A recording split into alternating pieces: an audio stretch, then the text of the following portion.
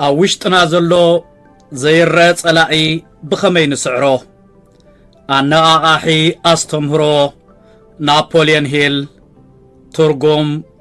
قبر ميكائيل فسايه زخبركم أحاتن بصمونا ختكتاتلو نعدمكم مقنياتو ازي ترازربا زيكونس حدا عبي بدهو أمونغو حجز اللخايو مننتن كتكونو زقباكا حق انيا مننتن زلو بدهويو حجي أبزا ساعات زيا أوشتخا كويناتي كايدالو ووي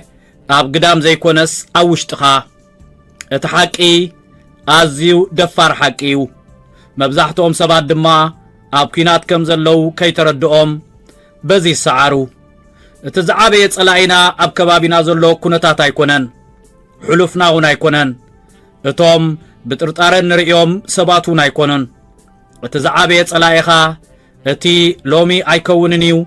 ايتدالخون اندابله حشيخ زبلكا اتي نختصبه نختطراطرن نزي كاودقت نلعلي نحلمتاتكا زياده سرقه دمصي نغيت سعرون زامنكا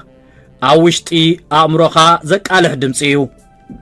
لومن بار نزي اتحساس بازن مسعار حاده ناي قدن كتردو زلكا متكلالو دخوم امرو بسمعيتات زغزا كون كلو حيالا امرو دما نسمعيتات زئزوميو كتعوت تدليخا انت خونه تغباراتكا نميچوت صعبيوم كتعب تدليخا انت خونه لمدتاتكا نمخنياتات زساسيوم وشطاو صلايخا امبار ازي تقارنو زيو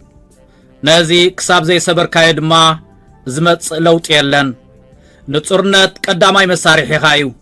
حاده ابو تتازلو امرو بقليلو علاما كخون زخيليو انتاي كم تدلي بلكع زي تفلت انت خوينكا نعالقست نقرات نفرحن نزخونا نعنفتكا كناو الزخل رئيتوتاتن باريا كوينكا ختنبريخا سلازي صباح ويحاد معالت زي كونس لم وسن من مخانكا لوم وسن كاند علامخا انتاي مخان وسن نابيك تمرح كم تدل وسن مخنياتو حانساب امراو نصارم سحاسكا مترطار بعلا ختموتيا انت خونا نصارن بين اخول ايكونن نسمعيت كهد ازخل حيال سن سرعات كتمعبل عليكا مخنياتو سمعيت ابحاسوت يزنبركا نغرات እንዳጽንከሩ ኾድኸለው አቋርጽ ይብለካ አብቲ زياده خدفአሉ ዝግባአካ ህሞት አዕርፍ ይብለካ አብቲ ክትአምኖ ዝግባአካ ከም ትጠራጠር ይገብረካ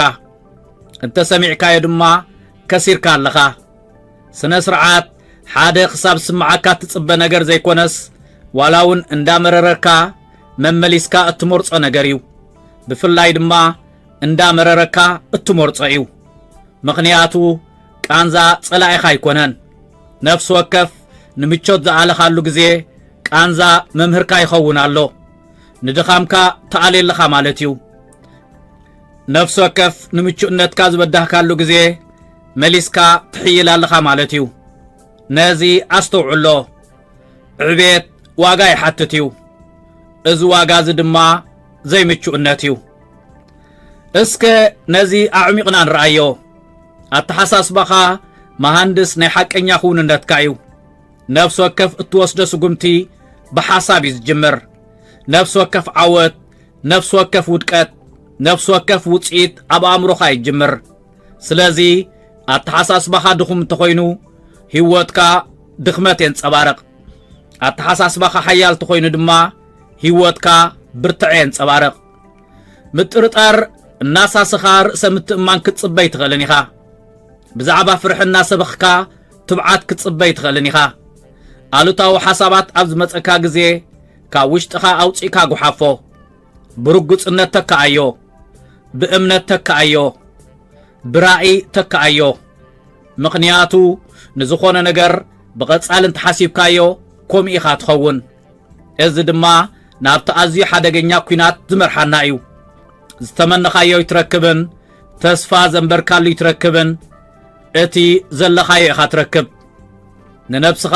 ከም ማእከላይ ሰብ ተቖፂርካያ ማእከላይ ህይወት ትፈጥር ንነብስኻ ከም ሓደ ድኹም ተሓሲብካያ ተግባራትካ ድኹም ይኸውን እንተኾነ ኣብ መንነትካ ዝቐየርካሉ ህሞት ኩሉ ነገር ክቕየር እዩ ገዛ ርእስኻ ስነ ስርዓት ከም ዘለዎ ሰብ ክትሪኣን ተጀሚርካ ብስነ ስርዓት ክትዓይ ክትጅምር ኢኻ ገዛ ርእስኻ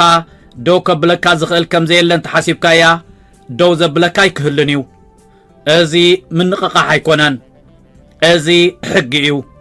ስለዚ ገዛ ርእስኻ መን እየ ዝኸውን ዘለኹ ብምባል ሕጂ ሕተታ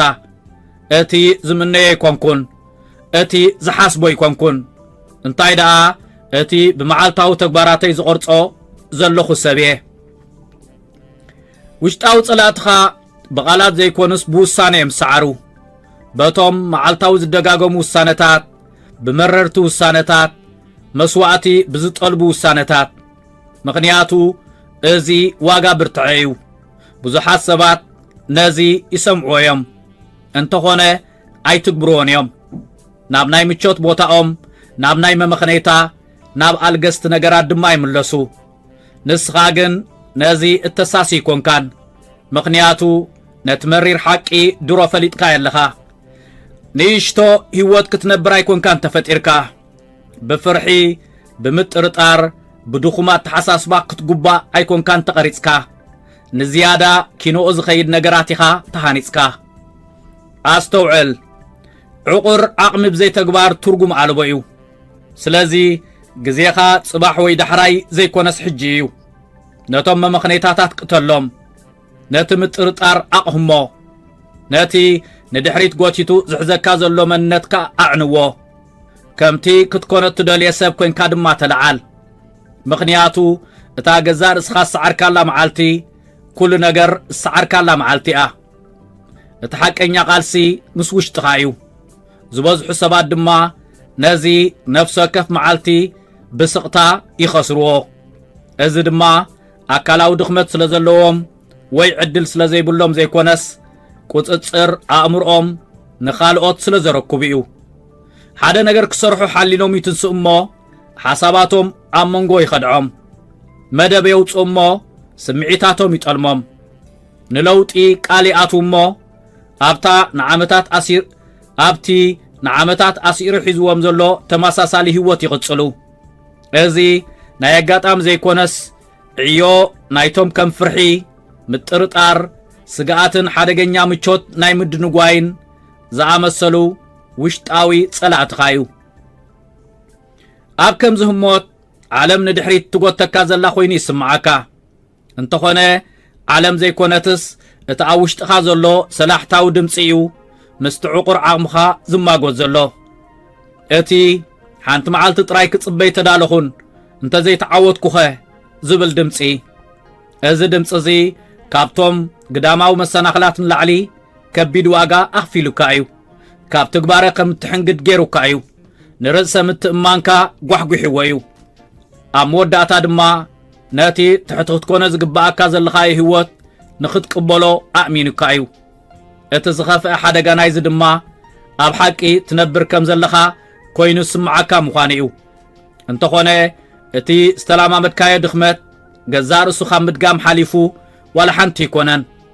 ነዚ ብፍጹም ንጻረ ክትርድኦ ዘለካ እዩ ኣእምሮኻ ውሑስ ክገብረካ ደኣ እምበር ዕውት ክገብረካ ዝተቐርጸ ኣይኮነን ውሑስ ምዃን ድማ ጸላኢ ዕብየት እዩ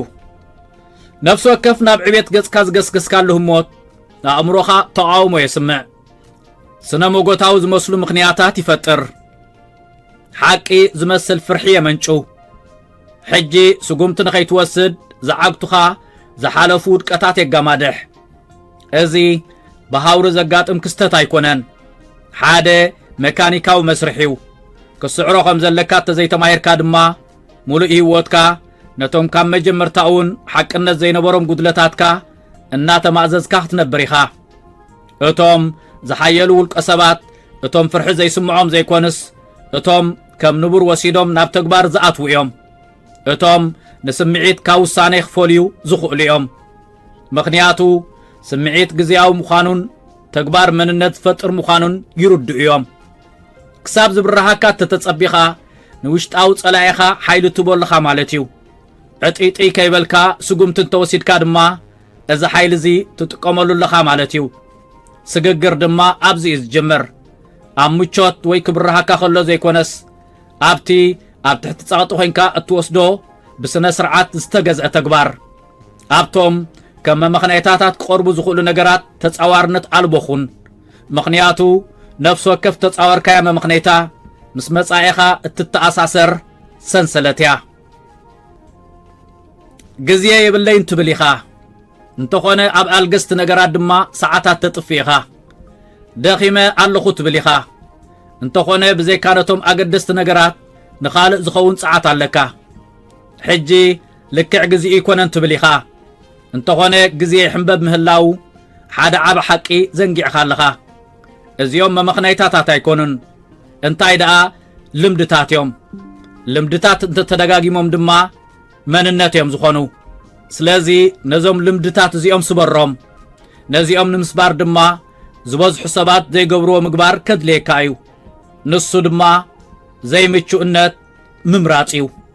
ካብቲ ዝቐለለ ህይወትካ ክትወፅእ ኣብ ዝፈተንካሉ ህሞት ውሽጣዊ ተቃውሞ ይለዓል ኣእምሮኻ መውፅእ የናዲ ንኸተቋረፅ ቀስ ክትብልን ናብቲ ዝነበርካየ ንኽትምለስን ድማ ከእምነካ ይፍትን መብዛሕትኦም ሰባት ዝወድቁ ድማ ኣብዚ ህሞት እዚኦም እዚ ድማ ክቕፅሉ ስለ ዘይክእሉ ዘይኮነስ ክቕፅሉ ስለ ዘይደልዩን ካብ ዕብየት ንምቾት ስለ ዝመርፁን እዮም ከምኡ ብምግባር ድማ ነቲ ክስዕርዎ ዝደልዩ ዘለዉ ውሽጣዊ ጸላኢ መሊሶም ሓይሊ ይህብዎ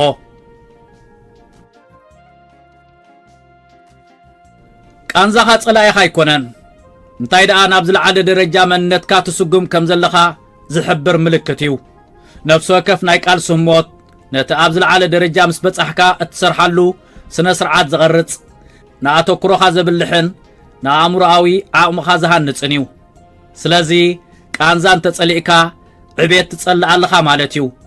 ንቃንዛ ሓንጎፋ ኢልካ እንተተቐቢልካዮ ድማ ናብ ዝለዓለ ደረጃ እትገብሮ ስግግር ተቀላጥፎ ኣለኻ ማለት እዩ ቁፅፅር ኣእምሮ እቲ ዝለዓለ መልክዕ ናይ ሓይሊ እዩ ምኽንያቱ ሓንሳብ ንኣተሓሳስባኻ እንተቐሪጽካዮ ንተግባራትካ ተቆጻጺርካዮ ኣለኻ ማለት እዩ ንተግባራትካ እንተተቆጻጺርካዮም ድማ ንውፅኢትካ ተቆጻጺርካዮ ኣለኻ ማለት እዩ ንሓደ ውሽጣዊ ዓለሙ ዝመለኸ ሰብ ደው ከብሎ ዝኽእል ግዳማዊ ሓይሊ የልቦን ነቐፌታ ደዋ የብሎ ውድቀት ደዋ የብሎ ሓደ ብገዛእ ርእሱ ንውድቀት ተቐበለ ሰብ ተዘይኮይኑ ደው ከብሎ ዝኽእል መሰናኽል የልቦን እዚ ከተማዕብሎ ዘለካ ደረጃ ዕብየት እዩ ንሓሳባትካ ብጽንዓት ሓልዎም መሓድሮ ኣሉታውነት ኣይትኹን ካብ ውሱን ህሞት ዝሓልፍ ምጥርጣር ኣይተሳሲ ብንጹር ኣንፈት ብዕላማን ብርጉጽነትን ቀልጢፍካ ክትክኦ ኣለካ ብስነ ስርዓት ዘይተገርሐ ኣእምሮ ፈጣሪ ሽግር እዩ ብግቡእ እንተሰልጢኑ ግን ንፍርሒ ዝሰብር ንምጥርጣር ዝኣልን ዘጋጥም ኩነታት ብዘየገድስ ንቕድሚት ሒዙካ ዝምርሽን መሳርሒ እዩ ዝኸውን መንነትካ በቲ ኣብ ግዜ ድኻምካ ዝስምዓካ ዘይኮነስ በቲ ኣብቲ ህሞት እቲ ትገብሮ ነገር እዩ ዝግለጽ ውሽጣዊ ስምዒትካ ኩሉ ነገር ደው ከተብል ኣብ ዝነግረካ ግዜ ክትቅጽል ተወሲንካ ዳግማይ መንነትካ ከም እትፈጥር ግዳማዊ ነገራት ከም ዘይቆጻጸረካ ብስምዒት ከም ዘይትግዛእን ብፍርሒ ከም ዘይትድረትን ተረጋግጽ ኣለኻ ማለት እዩ ርእሰ ምልከት ድማ ብኸምዚ እዩ ዝህነጽ ሓደ ውሳኔ ኣብ ሓደ ግዜ ሓደ ተግባር ኣብ ሓደ ግዜ ኣብ ልዕሊ ውሽጣዊ ተጻብኡኻ ተመዝግቦ ሓደ ዓወት ኣብ ሓደ ውህብ ግዜ ካብ ዘይተገርሐ ኣእምሮ ከድሕነካ ዝኽእል ኣቋራጭ ወይ ግዳማዊ መፍትሒ ዝበሃል የለን ንኸባቢኻ ንመዓልታዊ ልምድታትካ ዋላውን ሸቶታትካ ክትልውጦም ትኽእል ኢኻ እንተኾነ ንውሽጣዊ ቁፅፅርካ ተዘይቀይርካዮ ብኻልእ ተመሳሳሊ ሃልኪ ክትደግሞ ትኽእል ኢኻ ኣገባብ ስራሕካ ድማ ተመሳሳሊ ኮይኑ እዩ ዝቕፅል ኣተሓሳስባኻ ምርጫታትካን ንጸቕጢ ዘለካን ግብረ መልስን ስለዚ ካብዚኦም ክትሃድም ዘይኮንካ ዘለካስ ፊት ንፊት ግጠሞም ካብኦም ኣይተልግስ እቲ ሎሚ እትሃድመሉ ዘለኻ ግጥም ንጽባሕ ምሳኻ ዝቕፅል ድኽመት እዩ ምስ ውሽጥኻ እትገብሮ ቃልሲ ሙሉእ ኣድህቦ ሙሉእ ተወፋይነት ሙሉእ ሓይሊ ዘድልየ እዩ ምኽንያቱ ኩሉቲ ኣብ ግዳማዊ ዓለም ዘድልየካ ነገራት ነቲ ኣብ ውሽጥኻ ክስዕሮ ዘለካ ነገራት ይጽበ ዘሎ እዚ ንጹርነት ምስ ድንግርግር ዝጋጨወሉ መድረኽ እዩ ድንግርግር ድማ ሰላሕታዊ ቀታሊ ጥሙሕ እዩ ምኽንያቱ ዋዕዋዕ ኣይብልን እዩ ህላዊኡ ኣይወዓውዕን እዩ ገዛ ርእስኻ ኣላሽልካ ደኺምካ ናብ ትኸዶ ክሳብ ጠፍኣካ ቀስ ብቐስ ንኣንፈትካ ዝብክል እዩ ዝበዝሑ ሰባት ዓቕሚ ወይ ዕድል ስኢኖም ዘይኮንስ ንጹርነት ስለ ዘይብሎም እዮም ዝወድቁ ንጹር ሸቶ ከይሓዙ ትንስኡ ብዘይ መደብ ይንቀሳቐሱ ኣብ መወዳእታ ድማ ጻዕሮም ዋላ ሓደ ነገር ከየፍረ ምስ ተረፈ ስለምንታይ ብምባል የማርሩ ሓደ ዝተደናገረ ኣእምሮ ብምልኣት ሓይሊ ኣይዓይን እዩ ይጠራጠር ልዕሊ ዓቐን ይሓስብ ኣብ ነፍሲ ወከፍ ምንቅስቓስ ብግምት ይኸይድ ሓደ ግዜ ይብርሆ ካልእ ግዜ ይህከዮ መሊሱ ድማ ነቶም ካብ ገስጋስካ ዘልግስዎ ነገራት ይሃድን እዚ ዑደት እዚ ዝጭበጥ ለውጢ ከየምፅአ መዓልታት ብኣዋርሕ ኣዋርሕ ብዓመታት ብተደጋጋሚ እናተከአ ይኸይድ ዘይንጹርነት እምበኣር ከምዚ ዝገብር ንቕድሚት ከየሰጎመ ኣብ ምንቅስቓስ ከም እትቕፅል ዝገብር እዩ ንጹርነት ድማ ብኣንጻሩ ሕድገታት ዘይብሉ እዩ ንትርጉም ኣልቦ ምንቅስቓሳት ዝኣሊ ንህውተታት ዘጥፍእ ሓደ መስመር ንኽትኣልዮ ሙሉእ ብሙሉእ ኣብኡ ተወፊኻ ንኽትሰርሕን ዘገድድ እዩ ከምኡ ስለ ዝኾነ ድማ ዝበዝሑ ሰባት ከዘውትርዎ ዘይረኣዩ ምኽንያቱ ድሌታትካ ኣብ ዘነጸርካሉ ግዜ ብግቡእ ክትግብሮ ምዃንካ ሓላፍነት ትወስድ ኢኻ ዝኾነ መምኽነይታ ኣይትቕበልን ኢኻ ኣብ ዘይርጉፅነት ኣይትሕባእን ኢኻ ንዝኾነ ግዳማዊ ኩነታት ኣይተማርርን ኢኻ ንጹርነት ንዓቕምኻ ብምጉላሕ ስጉምቲ ንኽትወስድ ዝድርኸካ እዩ ካብቲ ናብ ዓወት ዘብፅሓካ ጎደና ከይተንደልህፅ ዝሕግዘካ እዩ ብሃውራዊ ጉዕዞ ናብ ዕቤት ክትበጽሕ ተስፋ ኣይህበካን እዩ ነፍሲ ወከፍ ሓያል ውፅኢት እንታይ እየ ዝደሊ ዘለኹ ብዝብል ልክዕነት ዘለዎ ውሳኔ ይጅምር ጽልግልግ ብዝብል ሓሳብ ወይ ብሓፈሻዊ ኣንፈት ዘይኮነስ ብውስንን ዘይከሓድን ሸቶ ዝያዳ ዝነጸረ ራእይ ዝያዳ ዝሓየለ ትግባር ኣለዎ ኣእምሮኻ ብልክዕ ናበይ ትኸይድ ከም ዘለኻ ዝፈልጥ እንተኾይኑ ንኣልገስቲ ነገራት ምስሳይ የቋርጽ እንዳተጠራጠረ ምክታዕ የቋርጽ ንኹሉ ጸማም እዝኒ ብምሃብ ብዕላማ ይጓዓዝ ዘይምውሳን ፍርሒ ዝወልድ መድረኽ እዩ ንጹር ሓሳብ ተዘይሃልይካ ነፍሲ ወከፍ ተግባር ሓደጋ ዘለዎ ኮይኑ ይስምዓካ ነፍሲ ወከፍ ስጉምቲ ዘይርጉጽ ኮይኑ ይስምዓካ ንገዛ ርእስኻ ድማ ብዛዕባ ዓቕምኻ ብዛዕባ ግዜኻ ክትሓትት ትጅምር ዝበዝሑ ሰባት ኣብዚ ደረጃ እዚኦም ዝድስክሉ ልክዕ ግዜ ፍጹም መደብ ፍጹም ባህጊ ከጋጥሞም ይጽበዩ ይኹን ደኣ እምበር ፍጹምነት ፈጺሙ ኣይመጽእን እዩ ብኸምዚ እንዳተጸበዩ ድማ ግዜ ይሕንበብ ዕድላት የምልጡ ርእሰ ምትእማኖም ቀስ ብቐስ ይብሕጎግ ንጹርነት ግን ነዚ ልምሰት እዚ ዝኣሊ እዩ ኩነታት ፍጹም ኣብ ዘይኮነሉ ግዜ እንተኾነውን ኣንፈት ይህበካ ዘይርጉጽነት ኣብ ዘለዎ ግዜ እንተኾነውን ስጉምቲ ንኽትወስድ ይሕግዘካ ምኽንያቱ ድማ ኣድህቦኻ ካብ ፍርሕኻ ንላዕሊ ዝሓየለ ስለ ዝኾነ እዩ ንኹሉ ነገር መልሲ ዘይክልወካ ይኽእል እዩ ነታ እትቕጽል ስጉምቲ ክትወስዳ ከም እትኽእል ግን እኹል ርግጽነት ኣለካ እዚ ኩሉ ድማ ገስጋስ ንምፍጣር ዘድሌካ ነገር እዩ ገስጋስ ድማ ኣብ ንጹርነት ይዝህነጽ እንታይ ክትገብር ከም ዘለካ ተፈሊጥካ ኣብ ክትዕ እተጥፍኦ ግዜ ይብልካን ትብገስ ትትግበር ልምዲ ተጥሪ ነፍሲ ወከፍ ትግባረ ንኣንፈትካ ዘጉልሕ ነፍሲ ወከፍ ውፅኢት ድማ ንርድኢትካ ዘብልሕ ይኸውን ገስጋስ እምበኣር ብኸምዚ ይዝራባሕ መወዳእታ ብዘይብሉ ውጥን ዘይኮነስ ብንጹራት ተሓሳስባን ብወሳኒ ተግባርን እንተኾነ ንጹርነት እትፈጥሮ ነገር ደኣ እምበር ሃንደፊልካ እትበጽሖ ነገር ኣይኮነን ቅንዕና የድልዮ እዩ ደፋር ቅንዕና ናይ ተስፋ መብጽዓታት ንምእላይ ነቶም ካብ ቅንዲ ዕላማኻ ዝኣልዩኻ ኣልገስቲ ነገራት መመኽነይታታትን ዝምባለታትን ክትገጥሞም ኣለካ ኩሉ ምሸቶኻ ዘይቃዶ ዘበለ ነገራት ኣርሒቕካ ክትጉሕፎ ኣለካ እዚ መስመር እዚ ምቾት ዘይክህበካ ይኽእል እዩ ምኽንያቱ እቶም ውሑሳት ኮይኖም ዝስምዑኻ ኣማራፅታት ከም ዘይህልውኻ ዝገብር እዩ እንተኾነ ብዙሕ ኣማራፅታት ምህላው ድማ ንቕድሚት ንኸይትግስግስ ጸሚዱ ዝሕዘካ እዩ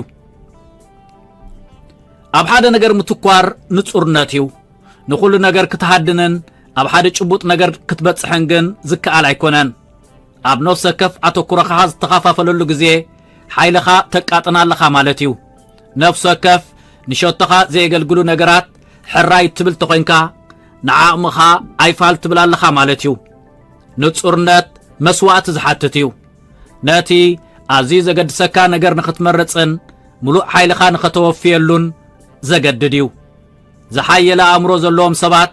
ብልክዕነት ይዓዩ እንታይ ይደልዩ ስለምንታይ ይደልዩ ኣለውን ንምዕዋትኸ እንታይ ክግበር ኣለዎ ዝፈልጡን እዮም ኣብ ጉዕዞኦም ዘይንጹርነት ዝበሃል የለን ኣብ ውሳኔኦም ምጥርጣር ዝበሃል የለን ብዝኾነ ሓዲስ ዝመጽእ ዕድል ካብ ቀንዲ መስመሮም ኣየልጉሱን ወይ እውን ብዝኾነ መሰናኽል ተስፋ ይቈርጹን እዮም ንጹርነት ካብቲ ከቢብዎም ዘሎ ነውፂ ስለ ዝከላኸለሎም ከም ዕርድዮም ጥቀምሉ ከባቢኻ ኩሉ ግዜ ብነውፂ ዝመልአ ክኸውን ይኽእል እዩ ናይ ካልኦት ሰባት ርእቶታት ልምድታትን ኣልገስቲ ነገራትን ኩሉ ግዜ ኣብ ከባቢኻ ኣለዉ ናይ ምውድዳር ቀዳምነታት ናብ ዝተፈላለየ ኣንፈት ክስሕቡኻ እዮም ኣብ ከምዚ ዝበለ ህሞት ኣእምሮኻ ብንጹር ዘይሓስብ እንተኾይኑ ኣብ ትሕቲ ቁፅፅር እቲ ነውፂ ክትወድቕ ትኽእል ኢኻ ኣብ ክንዲ ተግባር ድማ ግብረ መልሲ ኣብ ምሃብ ከተድህብ ኢኻ ኣብ ክንዲ ምምራሕ ተኸታሊ ክትከውን ኢኻ ኣብ ክንዲ ዕቤት ንዘዝመፁ ሽግራት ኣብ ምፍታሕ ገዜኻ ከተሕልፍ ኢኻ ንጹርነት ሙሉእ ቁፅፅር ንኽህልወካ ዘኽእል እዩ ኣብ ግዜ ሽግር ጽኑዕ ባይታ ከም ትረግጽ ዝገብር እዩ ክትበጽሖ ዘለካ ሸቶ ዘዘኻኽር እዩ ፈታኒ ግዜ ኣብ ዝመጸሉ ግዜ ኣብ መስመርካ ጸኒዕካ ንኽትቅጽል ዝሕግዘካ እዩ እዚ ናብቲ ዝሓስቦ ዘለኹ ሸቶ ከብጽሓኒ ይኽእል ዲ ወይስ መሊሱ ዘርሕቐኒ እዩ ብዝብል ንጽል ሕቶ ንኹሉ ነገር ከተጻርዮ ዘኽእለካ እዩ ሓንሳብ ነዚ ምስ ተጻርኻዮ ድማ ውሳኔኻ በሊሕ ቁልጡፍን ዝያዳ ሓያልን ክኸውን እዩ ዝያዳ ሓበሬታ ኣየድልየካን እዩ ዝያዳ ኣማራጺ ኣየድልየካን እዩ ዝያዳ ግዜ ኣየድልየካን እዩ ዘድልየካ ውሳነ እዩ ንጹር መን ምዃንካ እንታይ ከም ዝደለኻን ንምዕዋቱ እንታይ ክትገብር ከም ዘለካን ዘነጽር ዘይንቕነቕ ውሳነ ምኽንያቱ ነዚ ውሳነ እዚ ምስ ወሰንካዮ ዘይንጹርነት ቦታ ይክህልዎን እዩ ብንጹር ኣንፈት ብተግባር ብዘየቋርጽ ገስጋስ ክትካ እዩ ንጹር ኣተሓሳስባ ኣብ ዘማዕበልካሉ ግዜ ኩሉ ነገር ክቕየር እዩ ኣብ ዘየድሊ ዝውዕል ዝነበረ ጸዓትካ ኣብ ቁም ነገር ክውዕል እዩ በሊሕ ኣተኩሮ ክህልወካ እዩ ስነ ስርዓትካ ክሕይል እዩ ኣብ ዘየገድሱኻ ነገራት ግዜኻ ኣይትኸስርን ኢኻ ነፍሲ ወከፍ ጸዓትካ ኣብ ቁም ነገር ከተውፍሮ ኢኻ ሓቀኛ ሓይሊ ዝጅምረሉ መድረኽ ድማ ኣብዚ እዩ እዚ ድማ መወዳእታ ብዘይብሉ ሓሳባት ዘይኮነስ ብዘየቋርጽ ተግባርን ስምዒት ዘይኮነስ ስነ ስርዓት ብዘመንጩ ቆራጽ ንጹርነትን ዝትግበር እዩ ምኽንያቱ ስምዒት ዘይርጉእ ዘይተገማትን ኩሉ ግዜ ድማ ኣጋጋይን ክኸውን ከሎ ስነ ስርዓት ድማ ክትቆጻጸሮ ትኽእል ቀጻልነት ዘለዎን ዘየባትኽን እዩ ብዙሓት ሰባት ሙሉእ ህይወቶም ከመይ ክስምዖም ከም ዘለዎ ኣብ ምንዳይ የሕልፍዎ ከምኡ ስለ ዝኾነ እዩ ድማ ናብቲ ክበጽሖ ዝኽእሉ ነገራት ከይበጽሑ ዝነብሩ ክሳብ ዝብርሆም ወይ ደራኽ ነገር ክሳብ ዝረኽቡ ድልውነትን ርእሰ ምትእምማንን ክሳብ ስምዖም ይጽበዩ ኣብዚ ምጽባይ ድማ ግዜ ሰዓትን ዕድላትን ይኸስሩ ስምዒት ጎይቶኦም ይኸውን ንሳቶም ድማ ጊላ ይኾኑ ስምዒታቶም ኣብ ሰዓታት ይቀያየር ሓደ ግዜ ሓይሊ ይስምዖም ካልእ ግዜ ድማ ተጠራጠርቲ ይኾኑ ከምዚ ዓይነት ባህርያት እንተለካ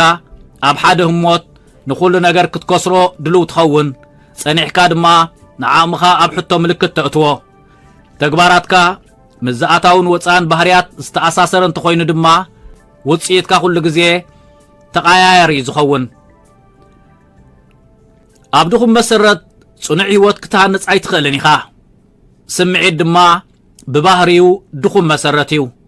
ሓይሊ ኣድህቦን ናይ ነዊሕ ግዜ መብጽዓን ዘድልዮም ውሳነታት ንምምእዛን ዘተኣማምን ኣይኮነን ስነ ስርዓት ግን ካብዚ ዝተፈልየ እዩ ስነ ስርዓት እንታይ ስምዓካ ኣሎ ኢሉ ይሓትትን እዩ መመኽነይታታት ብምቕራብ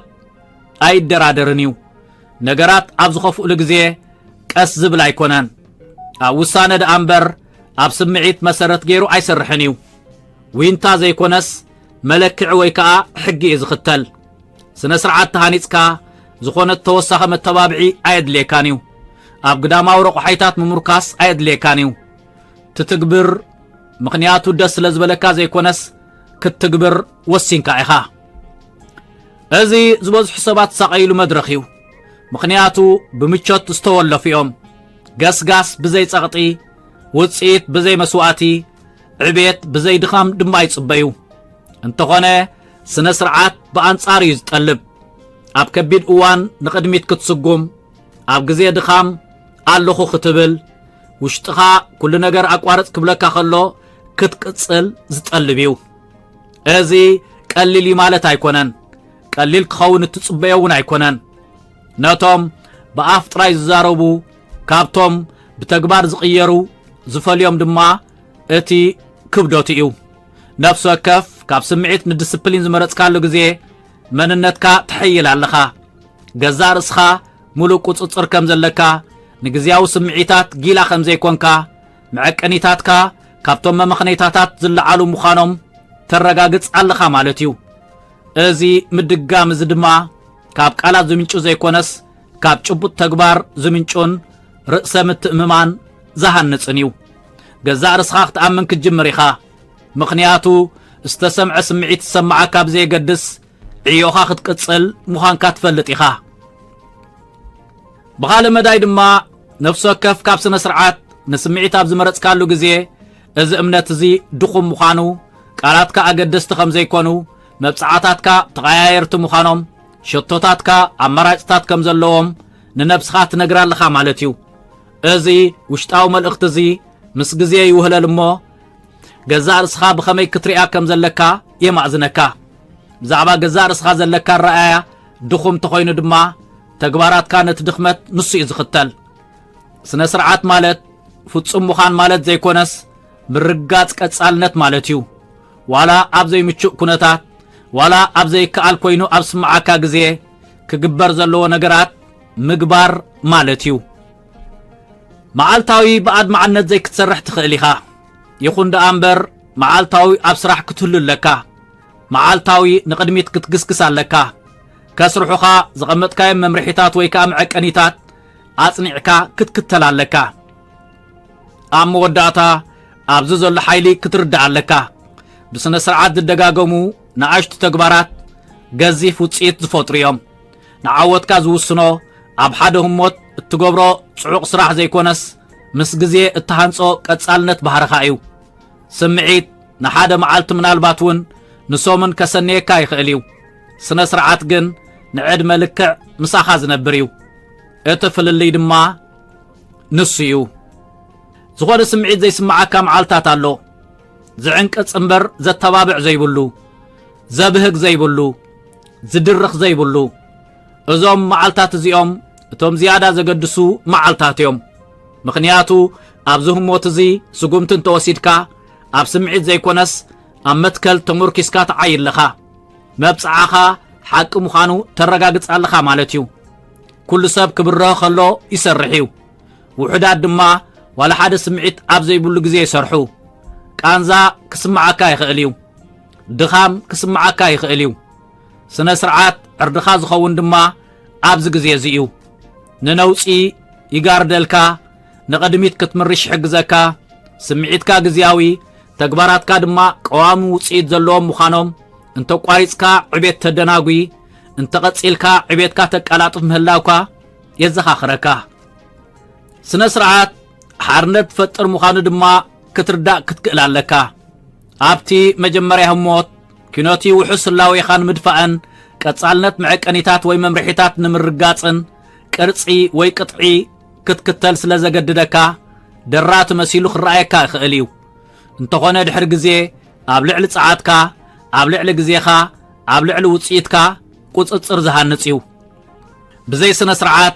اب تحت قصصر درخت نغرات مسعاتها ايخا سنه سرعات انتحليكا جن نانفت غعزخا كتقصاصر ايخا نازي كبكا زخل دما زخونه قداماو حيل يلبون نسنه سرعات اب ايدكا خركبكا زخل ولا حدا يلبون اب تهود اموت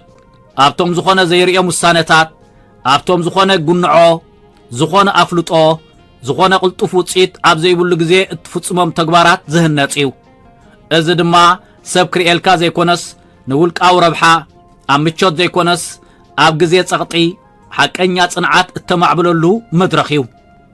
اب نفسو كف موت مرጫታት አለካ ከመይ ከም ዝተሰማዓካ ወይ እንታይ ከም ዝወሰንካ ተኻታተሎ ሓደ ናብ ተቃያሩ ውጽኢት ክመርሐካ ከሎ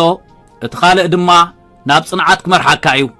ሓደ ኣብ ዘለኻዮ ደሪቕካ ከም ትተርፍ ክገብረካ ከሎ እትኻልእ ንቅድሚት ከም ትግስግስ ዝገብረካ እዩ እዚ ምርጫዚ ኣብ ሓንቲ ዝተወሰነት ሞት ንእሽቶ ክመስል ይኽእል እዩ ድሕሪ ግዜ ግን ንኹሉ ነገር ዝትርጉም እዩ ንመንነትካ ንውጽኢትካን ንመጻኢኻን ዝውስን እዩ ካብቲ ማእከላይ ንላዕሊ ክትከውን ተደሊኻ لعل سمعيت كتعايد لكا أباهق تدريخو زي كير معكانيتات كتفتر لكا انتاي سمعاكا لو بزي قدس نتقبارة زدرخ سرعات كتهانت لكا مقنياتو أم ودعتا نهيوات كازا ما أغزنو باهقتات كازا يكونس تقبارات كايوم تقبارات كادما بسمعيت زي كونس بسنة سرعات زدرخ خونا لوو سلازي نحاسابات كاملكم انتا زي كوينوغن باقوم كتمر رايخا كاب صعبين ناي جزار سخات تحساسباتهم لطلو ماكلاي وحس ويكا خاب كل الناس ازبحال بوتا يلن نفسه كف موت نا تحساسبخا بعلامه بمقراح تقوصاصر سبيخا ويدما نتم نقحات زي تمرصو حساباتكا غبر ملس بمهاب اب تحت قوصصروم زاتخا ايخا زبوز حسابات نزي فلطونيم ازي شللتنت زدما اتزعابه دخمتوميو يحاسبو خمزلو يم زامنو انتخونه كم حقي بتحاتيتهم له زي فلط تكباراتهم بفرحن بغزياو كنتاتن يوم ززورو أأمرونا حياليو انتخونه بأوتوماتيك سنسرعات زمئزن ايكونن بزي قصصر تحاديقنايو ناب آلوتاو التحساسبا ناب مترطارن ناب فرهن قصي الزنبل حلوف حاليفو نحولف ودقات زدقميو نناي مصا حدقاتات زقاننيو نعقور عاقم خازدرت زانتاتات زفتريو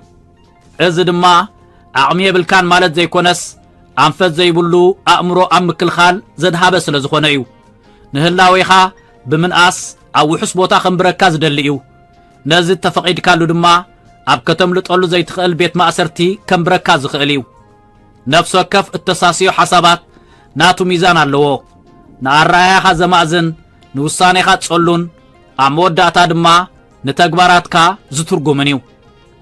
التحساسبخا بطرطارت تتملئو تكباراتكا سقات ينصبارق التحساسبخا بفرحن تملئو تكباراتكا كاب حدا نجر مرحاق وين حدا نجر زي مقبار ينصبارق اتي نبزحات سبات دتأساسروم سلاحتاو سنسل الدما ازيو نا التحساسبهم كيكيرو نوصيتهم كقيرو وزدليهم كم صعبينو دما بتدغاغامي تماساسال وصيتي دغمو سلازي التحساسبخا نختملخ سلازي التحساسبخا نختملخ مجمريا بزعبهم افلطو كلوك كالو قدمي ابኦም ቅጽበታው እምነት ምሕዳርካ ክትዕዘቦም ኣለካ ነፍስ ወከፍ ሓሳብ ክትኣምነለካ ማለት ኣይኮነን ኣብ ኣእምሮኻ ዘሎ ነፍሲ ወከፍ ሓሳብ ሓቂ እዩ ማለት ኣይኮነን ገሊኦም መቓልሕ ሕሉፍ ውድቀታትካ እዮም ገሊኦም ድሕሪ ናይ ዓመታት ምድጋም ዝፍጠሩ እዮም ነዚ ብንጹር ክትርኢ ኣብ ትጅምረሉ ግዜ ኣብ መንጎኻን ኣብ መንጎ ሓሳባትካን ዘሎ ርሕቀት ክትርኢ ጀሚርካ ኣለኻ ማለት እዩ ሽዑ ንሽዑ ድማ ግብረ መልሲ ምሃብ ከተቋርጽ ኢኻ ብመደብ ምምራጽ ድማ ክትጅምር ኢኻ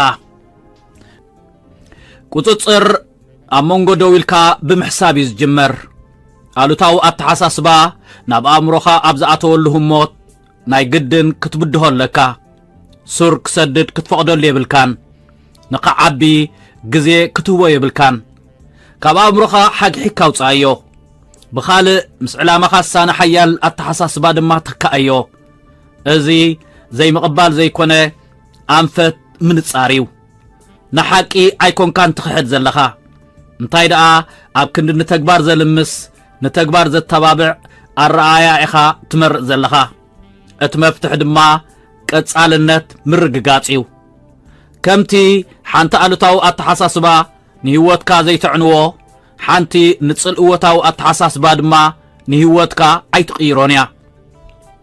ተደጋገምቲ ልምድታት ግን ይቕይርዎ እዮም ኣሉታውነት ክደጋገም ተፈቒድካ እምነት ይኸውን ብቐጻሊ ብርትዕን ተተኪእካዮውን እምነት ይኸውን እምነት ንባህሪ ይድረኽ መንነት ድማ ብኸምዚ ዝህነጽ እዚ ድማ ኣብ ሓደ ህሞት ብዝፍጠር ነገር ዘይኮነስ ብተደጋጋሚ ቁፅጽርን ውሽጣዊ ልዝብን ዝፍጠር እዩ ዝበዝሑ ሰባት ንሓይሊ ውሽጣዊ ድምፆም ኣነኣይሶም ይርእይዎ ምስ ገዛ ርእሶም ድማ ብምጥርጣር ብነቕፌታዊ ዓይንን ብድሩትነትን ይዛረቡ ኣብ መወዳእታ ድማ ስለምንታይ ድኹማት ኮይኑ ይስምዖም የተሓሳስቦም ንገዛ ርእስኻ ብቑዕ ከም ዘይኮንካ ብቐጻሊ ተነጊርካያ ኣእምሮኻ ከም ሓቂ ይቕበሎ ንገዛ ርእስኻ ብዛዕባ ዘለካ ሓይሊ ዓቕምን ንጹር ኣንፈትን ብቐጻሊ እንተዘኻኺርካያ ድማ ኣእምሮኻ ምስቲ መልእኽቲ ንሱ ይሰማማዕ እቶም ብውሽጥኻ እትደጋግሞም ቃላት ነቲ ብግዳም እትነብሮ ሓቂ ዘማእዝኑ እዮም ሓሳባትካ ዝፈሽለሉ ምጥርጣር ዝሕይለሉ ፍርሒ ዝገሃደሉ ርእሰ ምትእማንካ ዝፍተነሉ እዋን ክመጻካ ይኽእል እዩ እዚ ንደረጃ ቁፅጽርካ ዝገልጽ ህሞት እዩ ኩሉ ነገር ብጽቡቕ ይኸይድ ተሎ ዝኾነ ሰብ እወታዊ ሓሳብ ክሓስብ ይኽእል እዩ ሓቀኛ ምልክት ግን ጸቕጢ ክሕይል ከሎ ዝኽሰት እዩ እቲ ጽኑዕ መንነትካ ኣብ ምጥርጣር ተወዲቑ ውፅኢት እንተደንጉይካ ሃንደበታዊ ብድሆታት እንተጋጢሞምኻ ኣብዚ ህሞት እዚ ጸኒዕካ ንኽትቅጽል ወይ ንኽትወድቕ ዝውስን ኣተሓሳስባኻ እዩ ንኣእምሮኻ እንተሰልጢንካዮ ብኣተኩሮ ክትምልስ ኢኻ ንዕላማኻ ኸዘኻኽረካ እዩ ዘጋጥመካ ዘይምቹእነት ብዘየገድስ ንቕድሚት ክትግስግስ ክሕግዘካ እዩ ነዚ ስልጠና እዚ ሸለል ተልካዮ ግና ኣእምሮኻ ናይ ፍርሒ ግብረ መልሲ ክህብ እዩ ነቲ ሽግር መሊሱ ኸጋድዶ እዩ ኣብ ክንዲ ንቕድሚት እትግስግስ ንጽንዓትካ ኣዳኺሙ ንድሕሪት ዘለሓጥ ከም እትብል ክገብረካ እዩ ኣብ መንጎቶም ዕብየት ዘርእዩን ኣብ ዘለዎ ተሸኺሎም ዝተርፉን ዘሎ ፍልይ ድማ እዚ እዩ ከባቢኻ ንኣተሓሳስባኻ ይጸልዎ እዩ ይኹን ደኣ እምበር እንተዘይፈቒድካሉ ክቈጻጸሮም ኣይክእልን እዩ ብኣሉታውነት ብምጥርጣርን ኣብ ራእይኻ ብዘይኣምኑ ሰባትን ክትክበብ ትኽእል ኢኻ እንተኾነ ድምፆም ሓይሊ ዝረክብ ኣካላት ተሓሳስባኻ እንተጌርካዮም ጥራይ እዩ ንግዳማዊ ኣሉታውነት ሓንሳብ ናብ ውሽጥኻ እንተእቲኻዮ ንምስዓሩ ዝኸበደ እዩ ከምኡ ስለ ዝኾነ እዩ ድማ ንኣእምሮኻ በርቲዕካ ክትከላኸለሉ ዘለካ እንታይ ክትሰምዕ እንታይ ክትዕዘብን እንታይ ናብ ኣእምሮኻ ክትቅበልን ከም ዘለካ ምረጽ ምልከት ኣተሓሳስባ ከም ኩሉ ካልእ ጥበብ ስርዓት ዘድልዮ እዩ እዚ ሓንሳብ ተዓዊትካ ትርስዖ ነገር ዘይኮነስ መዓልታዊ ደረጃ ብደረጃ እትትግብሮ ነገር እዩ እንተተጋጊኻ ኣስተኻኽል ዕንወት ተጋጢሙካ ኣንፈትካ ቀይር ምጥርጣራት እንተጋጢሙካ ዕላማኻ ዳግም ነጽር ነዚ ቀጻሊ ጻዕሪ ድማ ኣብ ግዜ ጸቕጢ ዘይቅየር ኣእምሮኣዊ ሓይሊ ዝሃንጽ እዩ ንሕፅረት ውሽጣዊ ቁፅጽር ዝትክእ ዝኾነ ግዳማዊ መፍትሒ የልቦን ዕድላት ጸጋታት ሓገዛት ክህልውኻ ይኽእሉ እዮም እንተኾነ ኣተሓሳስባኻ ኣንጻርካ ዝሰርሕ እንተኾይኑ ንናይ ገዛእ ርእስኻ ዕቤት ትዕንቅጽ ኣለኻ ማለት እዩ በቲ ሓደ ወገን ድማ ኣተሓሳስባኻ ምስ ዘለካ ሓይሊ ንጹርነትን ዕላማን ዝተዋሃደ እንተኾይኑ ውስን ጸጋታት እንተኾነውን ናብ ዓቢ ውፅኢት ክቕየር ይኽእል እዩ ኩሉ ነገር ኣብ ኣእምሮ ይጅምር ነፍሲ ወከፍ ተግባር ነፍሲ ወከፍ ውሳኔ ነፍሲ ወከፍ ውፅኢት ንሓሳብ ስዒቡ እዩ ዝመጽእ ነዛ ጀማሪት ነጥብ እንተመሊኽካያ ንኹሉ ትስዒቡ ዝመጽእ ነገራት ክትቆጻጸሮ ትኽእል ኢኻ ነዚ ዕሽሽ እንተኢልካዮ ኸዓ ቅድሚ እቲ ተግባር ምጅማሩ ድሮ ካብ ቁፅፅርካ ወፃኢ ኮይኑሎ ማለት እዩ ከምዚ ስለ ዝኾነ እዩ ድማ እቲ ቃልሲ ውሽጣዊ እዩ እቲ ስነ ስርዓት ኣእምሮኣዊ እዩ እቲ ዓወት ግና ቅድሚ ምርኣዩ ካብ ርሑቕ ዝውሰን ይንብሎ ንስኻ ሓሳባትካ ይኮንካን ግን ንሓሳባትካ ሓላፍነት ትወስደሎም ንስኻ ኢኻ እዚ ሓላፍነት እዚ ድማ ንሓይልኻ ዝውስኖ ቃንዛ ሓባር ደኣ እምበር ደው ናይ ምባል ምልክት ኣይኮነን እንተኾነ ብዙሓት ሰባት ከም ናይ ምዝላቕ ትእዛዝ ገይሮም እዮም ዝርድእዎ ዘይምቹእነት ኣብ ዘጋጥመሉ ግዜ ቀስ ይብሉ ይጠራጠሩ ነቲ ዝኽተልዎ ዘለዎ ኣገባብ ኣብ ሕቶ ምልክት የእትውዎ ኣማስያኡ ድማ ንድሕሪት ይምለሱ እዚ ድማ ዓቕሚ ስለ ዘይብሎም ዘይኮነስ ዝኾነ ከቢድ ኮይኑ ዝተሰምዖም ነገር ንኸቋርፅዎ መመኽነይታ ከዋህሉሉ ስለ ዝጸንሑ እዩ እዚ መመኽነይታ እዚ ንቓልሲ ካብ ውድቀት ንዘይምቹእነት ድማ ካብ ሓደጋ ፈልዮም ዘይርእይዎ ወለዶ ክፈጥር ክኢል እዩ እቲ ሓቂ ግን ካብዚ ኣዝዩ ዝረሓቐ እዩ ቃንዛ ክዕንወካ ዘይኮነስ ኣንፈት ክሕብረካ እዩ ዝመጽእ ነፍሲ ወከፍ ደረጃ ዕቤት ምስ ሓድሽ ደረጃ ብድሆ እዩ ዝመጽእ ካብ ዓቕምኻን ላዕሊ እንተተመጢጥካ ኣእምሮኻን ኣካላትካን ግብረ መልሲ ይህብ ጭዋዳታትካ ይገታተር ሓሳባት ይኸብዱ ምጥርጣር ሕሹክ ክብለካ ይጅምር እዚ ግብረ መልሲ እዚ ባህርያዊ እዩ እቲ ስርዓት ምስቲ ዝርግሐ ንምምጥጣን ዝገብሮ ምንቅስቓስ እዩ እንተኾነ ዝበዝሑ ሰባት ነዚ ብጌጋ እዮም ዝርድእዎ ንቓንዛ ድማ ሓደ ጌጋ ነገር ይገብሩ ከም ዘለዉ ብምውሳድ ከም መጠንቀቕታ ይርእይዎ ኣብቲ ሓቀኛ ትርጉሙ ግን ልክዕ ብኣንጻር እዩ ኪኖቱ ልሙድ ኪኖቱ ቀሊል ኪኖቱ ማእከላይ ገይሩካ ዘሎ ነገር ትስጉም ከም ዘለኻ መረጋገፂ እዩ ምቹእነት ሓይሊ ፈጢሩ ይፈልጥን እዩ ብድሆ ፈጢሩ ይፈልጥን እዩ ካብቲ ንቡር ንላዕሊ ዝኾነ ነገር ፈጢሩ ኣይፈልጥን እዩ ምቹእነት ቀጻልነት ከረጋግጽ ይኽእል እዩ ይኹን ደኣ እምበር ናብ ዝለዓለ ደረጃ ከሰጋግረካ ኣይክእልን እዩ በቲ ካልእ መዳይ ድማ ቃንዛ ንሓደ ሓድሽ ነገር ንኽትለማመዶ ዘገድድ እዩ ቅድሚኡ ርኢኻዮ ዘይትፈልጥ ዓቕሚ ንምርካብ ዝያዳ ብዝሓየለ ንኽትዓዩ ዘገድድ እዩ ኣብ ምቹእ ኩነታት ከለኻ ሓሲብካዮ ዘይትፈልጥ ስነ ስርዓት ንኸተማዕብል ዘገድደካ እዩ ከምኡ ስለ ዝኾነ እዩ ድማ ካልኦት ሰባት ኣብ ተመሳሳሊ ዓንኬል ተሸኺሎም ክተርፉ ከለዉ እቶም ንዘይምቹእነት ሓንጎፋ ኢሎም ዝቕበሉ ንቕድሚት ዝግስግሱ እቲ ሽግር እቲ ቃንዛ ባዕሉ ዘይኮነስ እቲ ምስኡ ተተሓሒዙ ዝመጽእ ትርጉም እዩ ቃንዛ ከተቋርጽ ከም ዘለካ ዝሕብር ምልክት ኢልካ እንተኣሚንካ ከተቋርጽ ኢኻ ቃንዛ ምልክት ገስጋስ ኢልካ እንተኣሚንካ ክትቀጽል ኢኻ እዚ ንጽልናየ ተሓሳስባ ለውጢ ንኹሉ ነገር ዝቕይር እዩ ንመሰናኽል ናብ ዕድላት ንመኸተ ናብ ወሃብ ደገፍ ንቓልሲ ናብ ጽንዓት ዝቕይር እዩ ግዳማዊ ረቓሒ ከም ዘለዎ ኮይኑ ውሽጣዊ መልስኻ ግን ዝሓየለ ይኸውን ኣብ ክንዲ ተደሪትካ ትነብር ድማ ንጸቕጢ ስዒርካ ትቕጽል መብዛሕትኦም ዝወድቁ ሰባት ድማ ክስራሕ ዘለዎ ነገር ልዕሊ ዓቕሞም መሲሉ ምስ ዝረኣዮም ኣእምሮኦም ዕረፍቲ ወይ ቀሊል መውፅእ መንገዲ ከናድም ዝጅምር እዩ እዚ ድማ ዘይምቹእነት ንምግጣም ዘለዎ ዓቕሚ ናይ መወዳእታ ደረት ዓቕሞም ስለ ዝበጽሑ ዘይኮኑስ ናይ መወዳእታ ተጸዋርነቶም ስለ ዝበጽሑ እዩ ነፍሲ ወከፍ ኣብ ግዜ ጸገም ነኺስካ ስራሕካሉ ህሞት ዓቕምኻ ይውስኽ ሓደ እዋን ዘይከኣል መሲሉ ዝረኣየካ ዝነበረ ኣብ ቁፅፅርካ ይውዕል ሓደ እዋን ከቢድ ኮይኑ ስማዓካ ዝነበረ ፎኪስ ይኸውን እዚ መስርሕ ዕብየት እዩ ቅጽበታዊ ስግግር ዘይኮነስ ዘገምታዊ ዝርግሐ ዓቕሚ እዩ እዚ ዝርግሐ ዝግን ንዘይምቹእነት ክሳብ ትለምዶ ነዊሕ ግዜ ቀጻልነትካ ኣረጋጊጽካ እንተቐጺልካ ጥራይ ዝፍጠር እዩ ቀልጢፍካ ተቋሪጽካዮ ድማ ነቲ መስርሕ መሊስካ ትደጋግሞ እሞ ኣብቲ ትጀመርካሉ ትምለስ ቃንዛ ወይ ከዓ ሽግር ንሓቂ ዘቃልዕ እዩ ንድኽመታትካ ኣጉሊሑ ዘርኢ እዩ ከይተዳልኻ ምጽናሕካ ዝነግር እዩ ከተመሓይሾም ዘለካ ቦታታት ዝሕብር እዩ ቃንዛ እንተዘየለ ግን ካብቲ ዘለኻዮ ሓቀኛ ኹንነት ንላዕሊ ሓያል ኣምሲሉ ብምርኣይ ብዘይ እኹል ሓበሬታ ኣብ ውሑስ ቦታ ዝነብር ጉሉል ኢኻ ስቓይ እምበኣር ነዚ ናይ ሓሶት ምስሊ እዚ ዝኣልየልካ እዩ ብልክዕ ዓበይ ከም ዘለኻ ዘርእየካ እዩ እዚ ግንዛበ እዚ ድማ ዋላ እኳ መሪር ተኾነ ኣገዳሲ ነገር እዩ ምኽንያቱ ንሓደ ከይትሪኦ ዝሓንገደካ ነገር ከተመሓይሾ ኣይትኽእልን ኢኻ ብተመሳሳሊ ስቓይ ሓደ ክፍራሕ ዘለዎ ነገር ዘይኮነስ ሓደ ክትርድኦ ዘለካ ነገር እዩ ኣብ መንጎ ንዕቤት ዘመልክት ስቓይን ንዕንወት ዘመልክት ስቓይን ፍልልይ ኣሎ እቲ ሓደ ንቕድሚት ዝደፍኣካ እዩ እቲ ካልኣይ ድማ ንድሕሪት ዝስሕበካ እዩ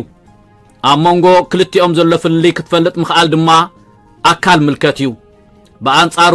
ካብ ፍርሒ ተበጊስካ ንኹሉ ዘይምችእነት ምእላይ ማለት ኣብ ድሩትነት ጸሚዱ ዝሕዘካ እዩ ዕቤት ዝተቐመረ ጸቕጢ ዘድልዮ እዩ ኣእምሮኻ ኩሉ ግዜ ካብ ሽግር ከርሕቐካ እዩ ዝደሊ ደው ክትብል ክድንጉ ነቲ ዝቐለለ ክትመርጽ እዩ ዝደሊ እዚ ባህርያዊ እዩ ናትካ ሓላፍነት ግን እዚ መኸተ እዚ ኣብ ብዙሕ ነገራት የርባሓካ ዲ ወይስ ይድርተካ እዩ ዘሎ ምውሳን እዩ እቲ ስምዓካ ዘሎ ዘይምችእነት ሓደጋ ኣይኮነን ንለውጢ ዘድሉ ብድሆ እዩ ነዚ ብድሆ እዚ እንተተንበርኪኽካሉ ድማ ክትዓቢ ትኽእልን ኢኻ ሓይሊ ኣብቲ ምቁራጽ ምኹኒ ኮይኑ ዝስምዓካ እንተኾነ ግን ክትቅጽል ዝመረጽካሉ ህሞት እዩ ዝህነጽ ውሽጥኻ ከተዕርፍና ነገረካ እንከሎ ጻዕርኻ እንተቐጺልካ እዚ ህሞት እዚ ንመንነትካ ዳግመ ትርጉም ዝህቦ እዩ እዚኦም ብቕጽበታዊ ተሃወስቲ ነገራት ከም ዘይትዝወር ንግዝያዊ ዘይምችእነት ተጻዊርካ ዕዮኻ ከም እትቕጽል ራእይኻ ካብቲ ንምቁራጽ ዘለካ ባህጊ ዝሓየለ ምዃኑ ዘረጋግጹ ጭብጥታት እዮም ዝበዝሑ ሰባት ብተመክሮ ናይቲ ነዚ ክፈጥር ዝኽእል መስርሕ ከይሓለፉ ውፅኢት ክረኽቡ ይጽበዩ ንዓወት ብዘይ ቃልሲ ይደልይዋ ንርእሰ ምትእማን ብዘይ ብድሆ ይደልይዋ ንዕቤት ብዘይ ጸቕጢ ይደልይዋ እንተኾነ እዞም ነገራት እዚኦም ኣብ ንሓድሕዶም ዝተኣሳሰሩ እዮም ነቲ ውፅኢት ካብቲ መስርሕ ነጺልካ ክትፈልዮ ይከኣልን እዩ ሓይሊ እንተደሊኻ ብመኸቲ ክትሓልፍ ኣለካ ንጹርነት እንተደሊኻ ድንግርግር ዝበለ ህሞት ክትሓልፍ ኣለካ ገስጋስ እንተደሊኻ ንዘይምችእነት ተጻዊርካ ክትሓልፍ ኣለካ ቃንዛ ድማ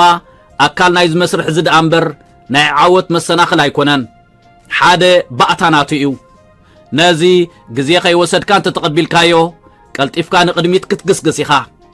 ንቓንዛ ከመይ ጌርካ ክትኣልዮ ከም ዘለካ ኣብ ክንዲ ምሕታት ከመይ ጌርካ ክትጥቀመሉ ከም ዘለካ ከመይ ጌርካ ካብኡ ክትምሃር ከም ዘለካ ከመይ ጌርካ ብኡቢልካ ክትዓቢ ከም ዘለካ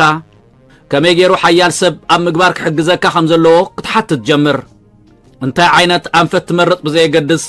ብዘይ ምችእነት ዘይሓልፍ ናብ ዝለዓለ ደረጃ ገዛ ርእስኻ ዝሰጋግረካ ዝኽእል መንገዲ የልቦን ንዓቕምታትካ ዝፍትን ልዕሊ ዓቕምኻ ዝመጠካ ዝብድሃካ ህሞት ኣሎ እቲ ፍልልይ ኣብቲ እትህቦ ግብረ መልሲ እዩ ዝምርኮስ ነዚ ከም ዝበለ ህሞት ከም ዕንቅፋት ቆፂርካ ንድሕሪት ክትምለስ ትኽእል ኢኻ ወይ እውን ከም መሐበር ምልክት ቆፂርካ ብዓብ ሕራነ ንቕድሚት ክትግስግስ ትኽእል ኢኻ ኩሉ እቲ እትደልዮ ነገር ኣብቲ ሕጂ ሸለል እትብሎ ዘለኻ ካልእ ወገን ዝርከብ እዩ እቲ ካብኡ እትሃድሞ ዘለኻ ነገር ድማ ውድቀት ዘይኮነስ ምስ ዕቤት ዝተኣሳሰር ቃንዛ እዩ ንፍርሒ ናይቲ ስቓይ ሓንሳብ እንተኣሊኻዮ ድማ ነቲ ንድሕሪት ጎቲቱ ዝሕዘካ ዕንቅፋት ኣልጊስካ ኣለኻ ማለት እዩ ንዘይምችእነት ከም ጸላእ ምርኣይ ኣቋሪጽካ ከም ሓደ ናብ ስግግር ዘድልን መንነት መጻኢ ዕድል ዝፈጥርን ከም ሓደ ልክዕ ቦታኻ ዝሕብረካ መራሒ መገዲ ክትሪኦ ክትፍትን ኢኻ ነዚ ድማ ኣስተውዕሎ ይተስተውዕሎ ብዘየገድስ ኣብ ነፍሲ ወከፍ መዓልቲ ኣብ ውሽጥኻ ገለ ነገር እንዳተቐየረ ክመጽእ እዩ እዚ ብዕድል ወይ ብሃውሪ ዘይኮነስ በቶም መን ምዃንካ ዝውስኑ ተደጋገምቲ ተግባራት ሓሳባትን ውሳነታትን ዝፍጠር እዩ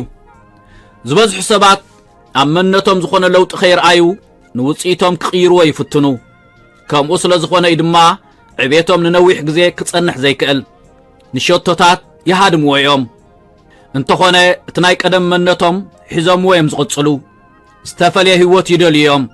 እንተኾነ ብተመሳሳሊ ኣእምሮኣዊ ኣቋውማ ዝሰርሑ እዮም እዚ ተጻራርነት እዚ ድማ ክወፅኦ ዘይክእሉ ተደጋጋሚ ዑደት ቆሪኑ ዝሕዞም እዩ ዝደለኻዮ ዘይኮነስ ዝኾንካዮ ኢኻ ትረክብ እዚ ንኹሉ ነገር ዝገዝእ ሕጊ እዩ መንነትካ ኣብ ምጥርጣርን ስግኣትን ኣታዊ ወፃኢ ባህርያትን ዝተሰረተ እንተኾይኑ ውጽኢትካ ንዑይ ዘንጸባርቕ መንነትካ ኣብ ስነ ስርዓት ንጹርነትን ጽንዓትን ዝተሰረተት ተኾይኑ ድማ ውጽኢትካ ምስቲ መለክዕ ንሱ እዩ ዝሳነ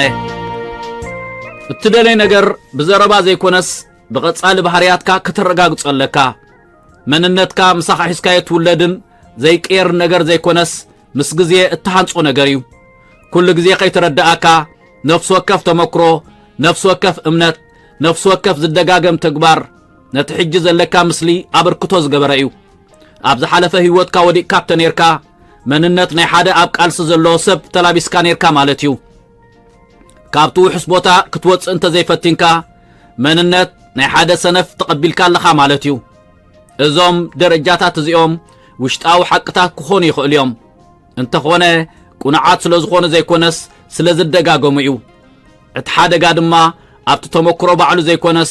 ኣብቲ ምስኡ ተታሒዙ ዝመጽእ ትርጉም እዩ ዘሎ ናይ ሓደ ግዜ ውድቀት ንዓኻ ዝገልጽ ኣይኮነን እንተኾነ ከም ናትካ ድሩትነት ጌርካ እንተተርጊምካዮ ኣካል መንነትካ እዩ ዝኸውን ሓንሳብ ኣካል መንነትካ እንተኾይኑ ድማ ኣእምሮኻ ንዕኡ ንምዕቃብ እዩ ዝሰርሕ ዋላ እውን ንድሕሪት ጎቲቱ እንዳሓዘካ ንዕኡ ብዘረጋግፅን ንዕኡ ብዝሕሉን ኣገባብ ኢኻ ትሰርሕ ከምኡ ስለ ዝኾነ እዩ ድማ ለውጢ ከቢድ ኮይኑ ስምዓካ ምኽንያቱ ለውጢ ማለት ተግባራትካ ምቕያር ጥራይ ዘይኮነስ መን ምዃንካ ዝነበረካ እምነት ምቕያር እውን እዩ ስለዚ ሓድሽ ናይ መጻኢ ምዕራፍ ንምፍጣር መጀመርያ ሓድሽ መንነት ክትፈጥር ኣለካ ብንጹርነትን ብተኣማንነትን ክትውስን ኣለካ ብሕሉፍካን ብህሉው ኩነታትካን ዘይኮነስ በቶም ክትነብረሎም መሪፅካዮም ዘለኻ መዐቀኒታት መን ክትከውን ኢኻ ትደሊ ዘለኻ እዚ ውሳነ እዚ ነቲ ጸንሐ ኣረጌታ ተሓሳስባኻ ስዕር ንጸንሐካ ምቹእ ሃዋሃው ዝብድህ ዋላ እውን ዘይባህርያዊ ኮይኑ እንተተሰማዓካ ንተግባራትካ ዝመርሕ ሓያል ውሳኔ ክኸውን ኣለዎ መጀመርያ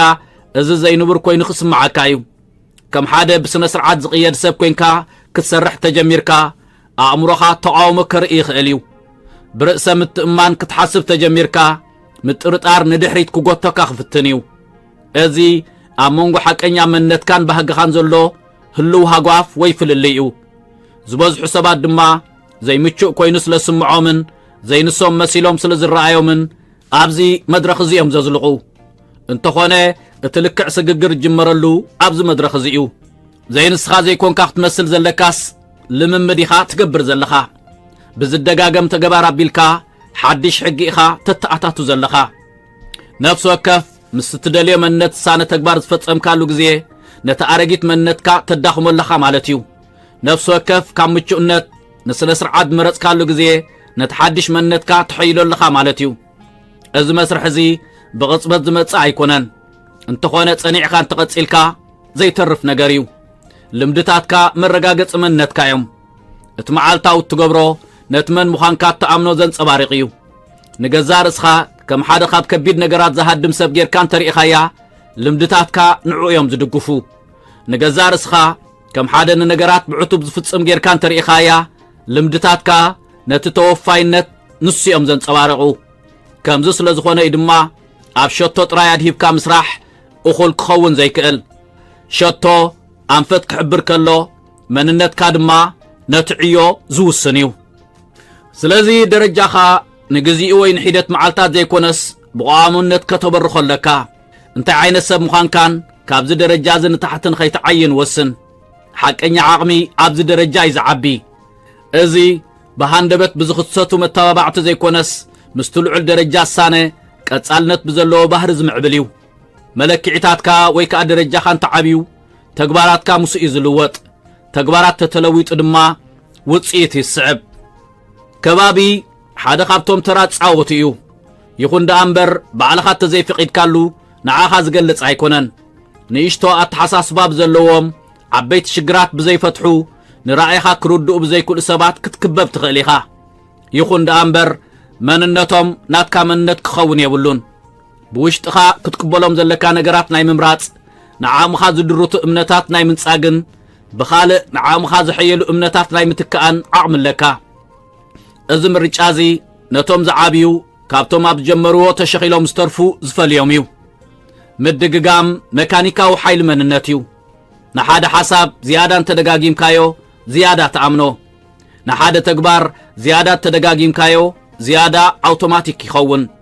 كم أصل زخونا يدما كتسالنا زلون اشتعيو كاب حنساب زفتسم عابعيو زيادة أقداس زخون كل نجر أب حدا جزي ختلوط أو عيد ليكانيو أكال من نتكا حساب زخون قال نجر كأير كام الدقامي زد ليكا معالتاوز تكبر نعشتو لوطتات مسجزي عبس ججر كفت ريقليو نابتوم لمداتا سرارحخا ناي متشوت لمدتاتكا وصيتهم التقمتهم بحريات كان اي مملاس سمعيت كحدركا خلو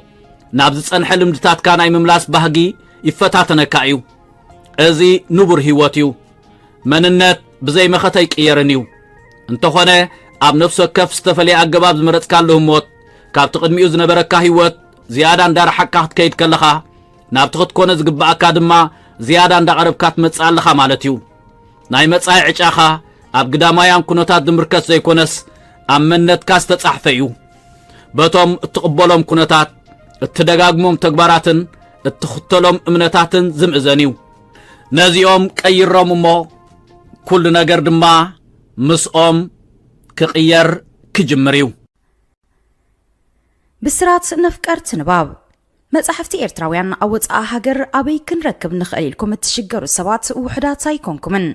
ነዚ ፍታሕ ንምንዳይ ብዝተኻለ መጠን ኣብ ውሽጢ ሃገርና ወጻእን ዝሕተሙ መጽሐፍቲ ናብ ኣንበብቲ ንምቕራብ ንዝሓለፈ 8 ዓመታት ከይተሓለሉ ካብ ዝሰርሑ ትካላት ብቐዳምነት ዝስራዕ ሰማያት ምሕታምን ምክፋልን መጽሐፍቲ ኤርትራውያን እዮም